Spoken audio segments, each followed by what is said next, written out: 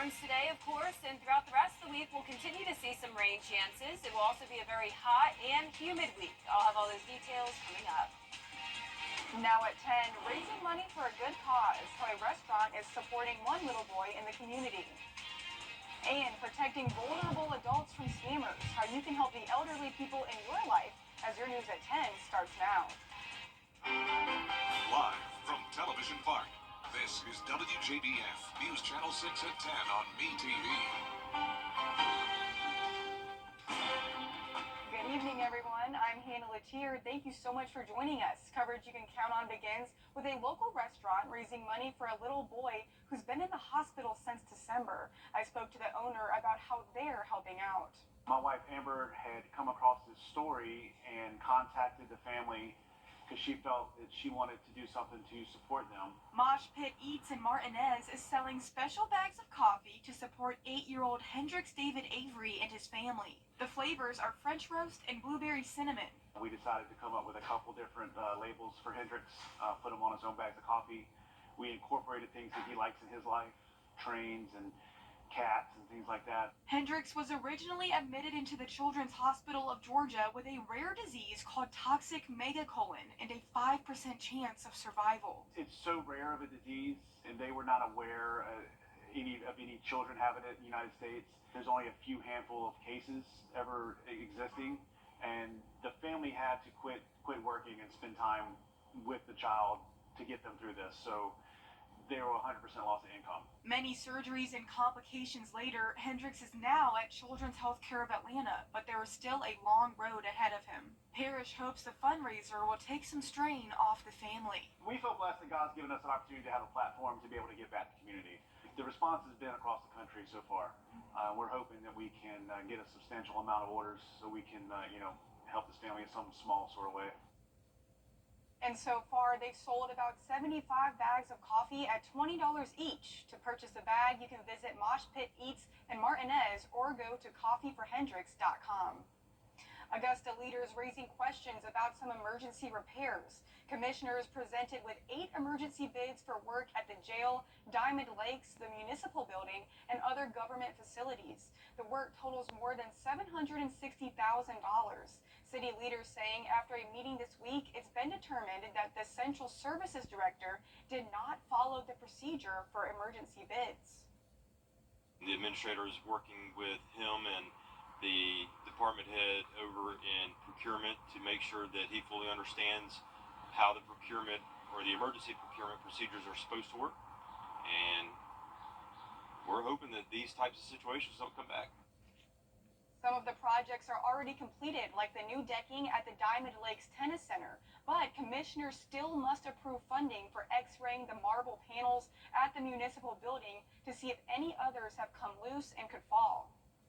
And it's time now for our first check of the weather. Here's meteorologist Jenna Petracci. And Jenna, for lack of a better word, it was gross today. Yeah, it was humid. It was definitely very rainy as well, at least in some spots of the CSRA. And you may have even had a severe storm where you live. We had some really gusty winds, and we even had some hail confirmed in Richmond and Columbia County. Thank you to Vanette and Faye for sending in these viewer photos of the hail they saw. Look at all that hail down in a yard in Grovetown. That's where we definitely saw the bulk of the hail reports. And then when it comes to the rainfall, it was very, very splotchy. So some of us didn't really even get any rain at all today. Others dealt with some minor flooding. All across Richmond County, there were flood advisories earlier. Now we're drying out, a little bit breezy tonight and muggy. Here's our Terry Lambert Hyundai Skyview cam over at the airport. Today we got up to 82 degrees, very close to average, low of 66, well above average. And right now we're still in those upper 60s to low 70s. 69 in Augusta, 71 in Thompson, Louisville at 68, Aiken you're at 69, still 75 in Wrightsville and 68 in Waynesboro. The dew point's also close to that 70-degree mark, so very muggy all night long and for the start of your Tuesday morning.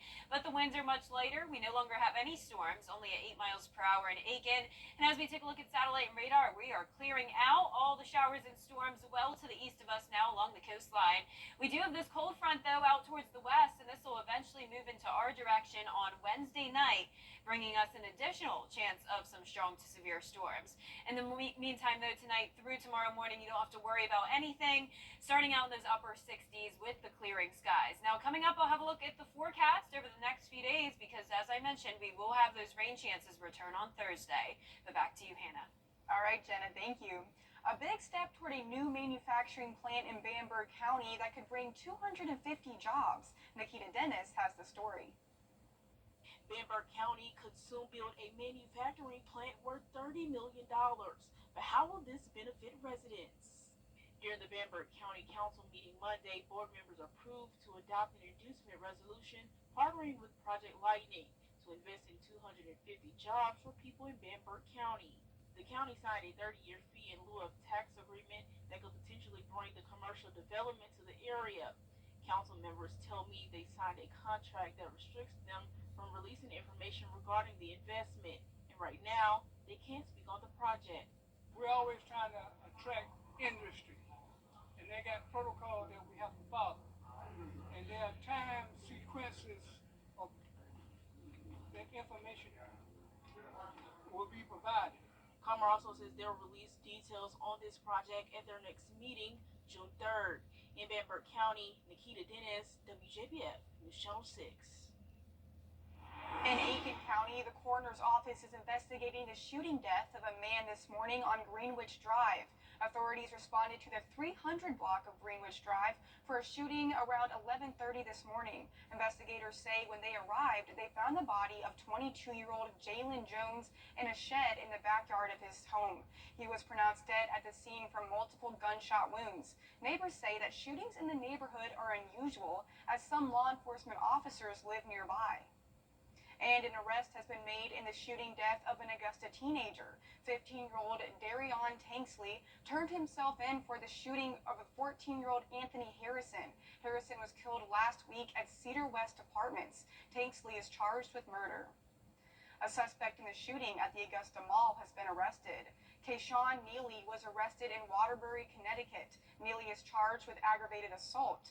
Simone Tanksley is still wanted on assault charges in connection to the shooting. Atlanta's FBI says crimes against people over 60 has increased by 14%. FBI agents say the biggest scams involve fake tech support calls with helping you solve your malware issues. Another trend is bogus investment scams in terms of financial losses or fake cryptocurrency accounts. Investigators say the cyber criminals are usually from foreign countries. Yeah, there's a lot of red flags that you're going to see out there, and various schemes are a little bit different. A big advice I give is, if you've never met somebody in person, please don't send them money. They'll save on a lot of the fraud activity that we see. But the common schemes we're seeing are crypto investment fraud. That's where someone comes to you online, offers you to invest in cryptocurrency, usually through a relationship build that they make up. That money is sent overseas, hard to recover. FBI officials say avoid clicking on suspicious links, double check before any type of payment, and never act on urgency or scams that may be too good to be true. Still ahead, how a local golf tournament is benefiting stroke patients at Piedmont Augusta. And it's going to be a dry and muggy night, and then we'll stay dry all the way through Wednesday. Back to sunshine, heating up close to 90, and then another chance of storms Thursday and Friday. Cool down this weekend. All those details after the break.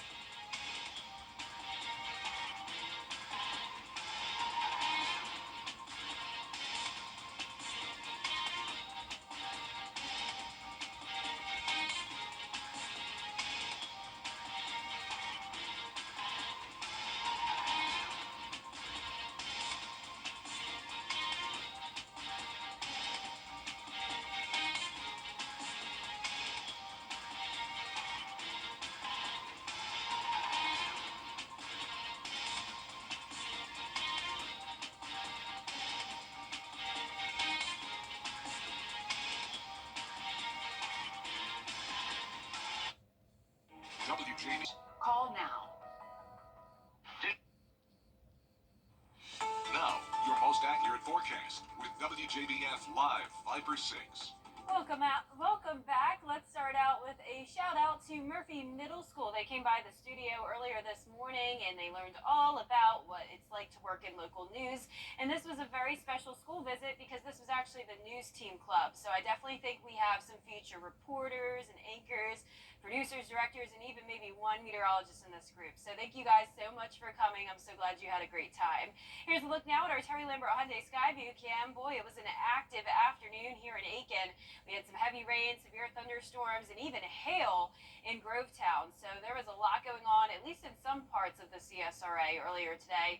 And we'll continue to see some storm chances later on this week. But in the meantime, it is calm. We're at 69 degrees. Southeast wind only up to 5 miles per hour. Dew points in the mid-60s, so it is a muggy night. And a lot of us still into the 70s. 70 in Sparta, 71 in Thompson, Lincolnton at 72, 69 in Aiken, 66 in Barnwell, and 68 in Bamberg.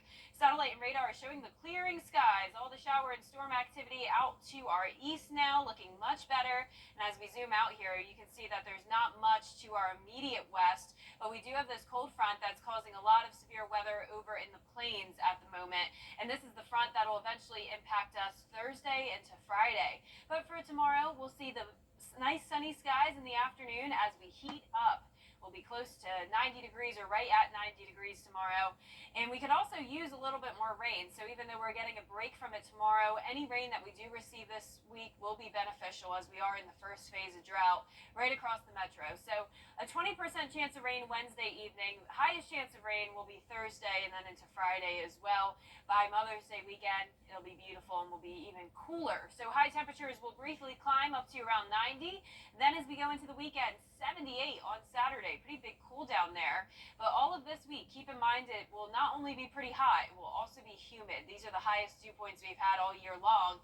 Really close to that 70-degree mark. Here's our futurecast tomorrow morning at 6 a.m. A little bit of cloud cover, but clearing out in the afternoon. Tuesday night into Wednesday, nice and clear. Then as we go into Wednesday night, we'll start to see more moisture building in as this cold front approaches us. I think Wednesday will be dry, but then by Thursday morning, it's possible some of this activity could be a little bit closer to our area. And all of that activity definitely could produce some severe weather. So as of now, there is a marginal risk for the exact same area pretty much that was in a marginal today. This is for Wednesday night into Thursday morning. So once again, we'll be watching for some hail, gusty winds, and also an isolated tornado threat. And this will really even continue into Friday as well. So we'll keep you updated on that. Lows tonight will be in the mid to upper 60s. Highs tomorrow, all around 90 degrees. And here's that 10-day forecast. Dry and sunny tomorrow, 90 on Wednesday. Only a 20% chance of rain, and then those rain chances go up Thursday and Friday. This weekend for Mother's Day, it will be beautiful, a little bit cooler, but still warm. It's funny, Hannah, we're saying 80 is cooler now because compared to 90 it is. But it's such a switch up though. Like I feel like we went from winter to summer. Like there was no spring. Just a couple weeks ago we still had 30s in the morning. It's insane. But thank you so much, Jenna. The Piedmont Augusta Foundation is sponsoring an annual fundraiser this year aimed at raising awareness about preventative stroke measures. The tournament is named after Harry W. Jernigan Jr., who founded the University Healthcare Foundation. Each year, the foundation aims to meet various health needs in the community, and this year they focused on stroke awareness. Representatives and physicians saying this event will contribute to the comprehensive stroke program coming to the hospital by the end of the year. Cardiovascular disease is one of the largest and worst comorbidities that we have in America, and especially in the Southeast. We have multiple significant risk factors for that.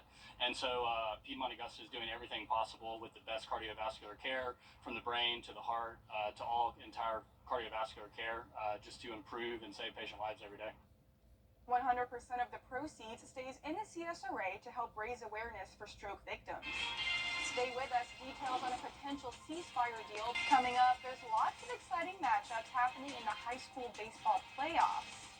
And the Aquinas girls soccer team is looking to make history with their second consecutive state championship. Kieran Goldstein has sports next. At Lark Men's Clothing. Now, WJBF sports coverage you can count on. The state baseball playoffs continue tonight in both Georgia and South Carolina. 3 Georgia teams in action tonight. Swainsboro on the road at Tallulah Falls. The Tigers dropped game 1 this afternoon 5-0. Game 2 still underway. Greenbrier took on Kell in an elimination game on Monday night and fell 3-2, and Harlem had their series against Pickens postponed due to weather on Saturday, so they're playing a doubleheader tonight. They took game 1 2-1 and are playing game 2 right now. We'll have more updates tonight at 11. South Carolina teams were also in action tonight in the district championships. Barnwell and Strom Thurmond hoping to advance in Class 2A. Both only needed one win tonight. Unfortunately, Barnwell's game was postponed due to weather, but Strom Thurmond got the win 2-1 over 96 in extra innings, and they will advance. Our very own Brendan Robertson was there, and we will have highlights for you at 11. Also, a shout out to Augusta Christian, the defending SCISA 4A state champs. They got a shutout win over LMA 15-0 and are moving on. The Braves are returning home after a tough weekend in Los Angeles. Game 1 was the closest of the 3 games. There's Austin Riley getting things started with a solo home run. Then in the 8th, Braves down by 1. Acuna would tie it up with a solo shot of his own. The game would go to extra innings, but in the bottom of the 11th, the Dodgers would walk it off and never look back. They'd win the next 2 games, giving Atlanta just their second series loss of the year, their first sweep. The Braves now return to Truist Park to take on the Boston Red Sox on Tuesday. First pitch is at 7:20. The Aquinas girls soccer team went winless in 2022, then came back in 2023 and went undefeated to claim the program's first ever state championship. This year they're looking to win their second consecutive 1A D2 state championship. The Fighting Irish beat Towns County in the semifinals 1-0 thanks to a shot in the second half from Elle Morris. She would find the back of the net off the rebound from a Landry Washington shot on net, and that would do it. Now the team has another chance to go to the state championship game. The coaching staff is confident that this is the year of the Fighting Irish.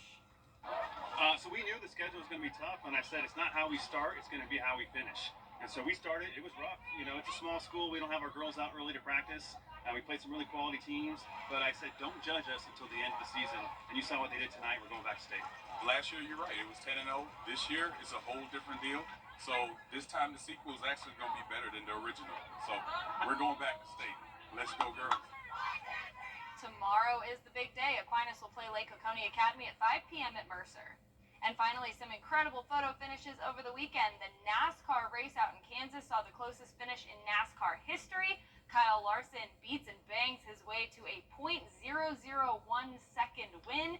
And in the 150th Kentucky Derby, Mystic Dan beat Sierra Leone and Forever Young by a nose. Such an awesome weekend for racing and 2 very, very cool photo finishes. And that does it for sports. B&K Grading and Paving in Aiken. Fill out the nomination form. Celebrating Black Excellence 365. Only on News Channel 6. Every day, ordinary people in the CSRA do extraordinary things to serve our community. Each month, News Channel 6 recognizes these outstanding volunteers with the Giving Your Best Award. Do you know an everyday hero who goes the extra mile to help others? Nominate them for the Giving Your Best Award by visiting WJBF.com and filling out the entry form. Sponsored by Science Co., Piedmont Augusta, Security Federal Bank, and News Channel 6.